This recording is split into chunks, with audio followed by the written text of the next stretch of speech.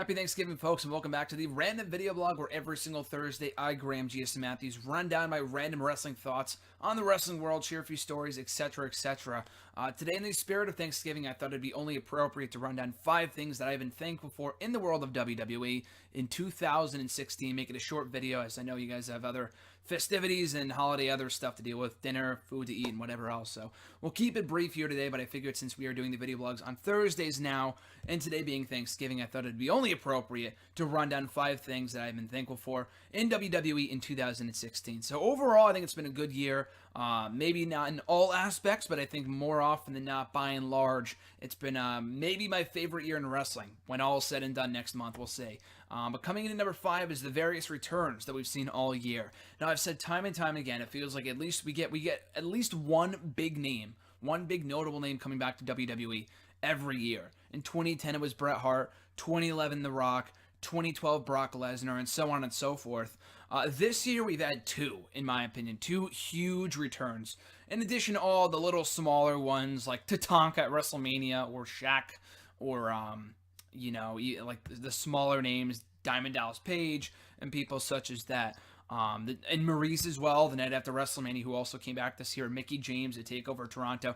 The 2 big names, in my opinion, that came back this year that I was highly anticipating come back at some point. Shane McMahon, back in the month of February, who is now serving as the SmackDown commissioner over on the Blue brand. And also Goldberg, who came back to Raw last month to an amazing ovation. Just squashed Brock Lesnar at Survivor Series. Goldberg is back in the fold. Will be competing in the 2017 Royal Rumble match in 2 months. So I am very thankful for all the various returns we've seen so far this year, and who knows, we could be seeing some more returns before the end of 2016. The year is still young. We could be seeing some more familiar faces pop back up before the end of the year.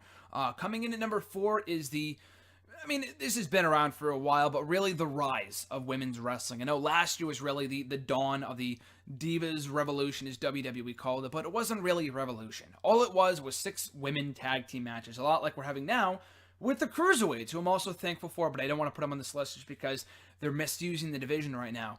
But with the women, they're finally getting it right. Like Becky Lynch said it herself on Renee Young's Unfiltered show this past week, they have stories, and they have the time to tell those stories. Charlotte and Becky Lynch, the matches those 2 girls had early on in the year were great. Sasha and Charlotte main eventing Raw for the first time in over a decade, main eventing a WWE pay-per-view for the first time ever, stepping inside Hell in a Cell for the first time ever. All great matches. We're getting another match tomorrow. A little bit too much, but still a great feud. Bayley coming up to the main roster. Asuka dominating women's wrestling down in NXT. Like I said, Mickey James coming back. A lot to like about women's wrestling right now in WWE. Probably the best year ever for women's wrestling so far in terms of stories told, matches, big moments at WrestleMania. Really more over than anything else, ditching that awful Divas term and bringing back real women's wrestling. Coming in at number 3 is none other than 3 letters NXT. I've been thankful for NXT ever since it was brought back as a developmental territory 4.5 years ago, but since I started watching it on a regular basis again in the summer of 2013, it's really been killing it. This year, above all else, you can argue that 2015 was better for NXT on the whole, but having been to 3 NXT shows this year, 1 in Boston, 1 in Lowell, and 1 in Brooklyn for TakeOver Brooklyn back in August, all were great, all were really, really enjoyable. NXT, as I've said time and time again, and I'll talk about the NXT Boston experience at some point, but all 3 shows have something different to offer. They're a lot different than any other TNA, Ring of Honor, indie show that you'll ever attend. NXT is where it's at. The takeovers they put on this year, including the latest one on Saturday, TakeOver Toronto, were all fantastic. And I'm looking forward to what the brand brings in 2017. So very thankful for NXT this past year and all the new blood they have brought in, like Austin Aries, Bobby Roode, Shinsuke Nakamura, and so on and so forth. Coming in at number 2 might be a bit surprising. I know this is kind of polarizing for some people, but the brand split. I think no one was happier that they were bringing back the brand split than me back in the summer of this past year. I grew up in the brand split starting in 2008. Technically it was towards the end of the brand split and when it started to kind of be devalued, but when they brought it back, I thought it was a real opportunity to make new stars, which I'll get to in a second to my number 1 pick here. But they have. I feel like specifically on the SmackDown side, Raw continues to be a bit of a bore. It's better than it was even a year ago, but Raw could still use a lot of work, specifically being 3 hours, and that's a whole marathon. But they have made new stars on SmackDown. SmackDown's where it's at right now. I really like the idea of the brand split. I enjoyed the draft.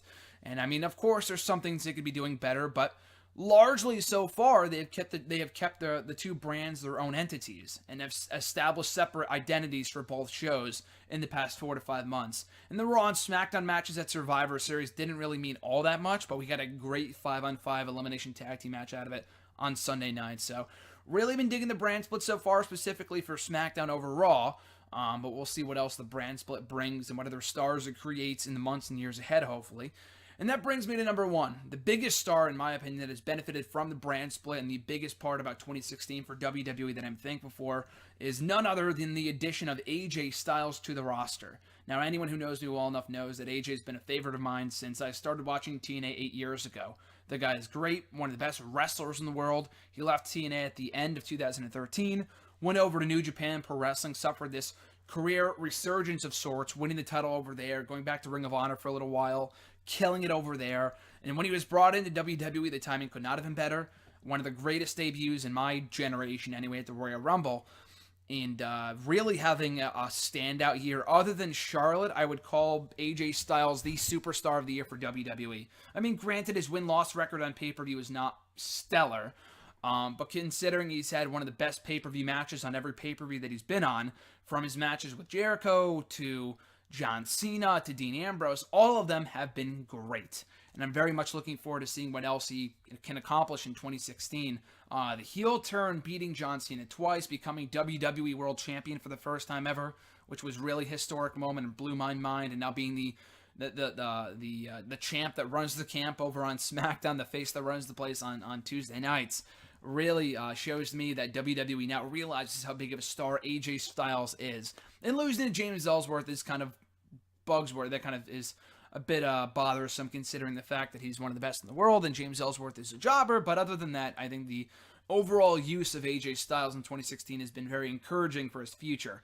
So that said, guys, once again, my 5 things that I'm thankful for WWE in 2016 include the various returns of Marie, Shane McMahon, Goldberg, 4 women's wrestling, 3 NXT, 2 the brand split, and number 1 AJ Styles. So I would love to know what you guys have enjoyed or maybe not so enjoyed in 2016 from WWE and even other wrestling promotions. Are you thankful for Ring of Honor, TNA, Lucha Underground is always killing it? I'm looking forward to hearing from you guys right here in the comment section, in the comment section down below. Drop a comment. You can find me out. You can check me out on Twitter at WrestleRant. You can also find me on Facebook at facebook.com/Graham.Jason.Matthews.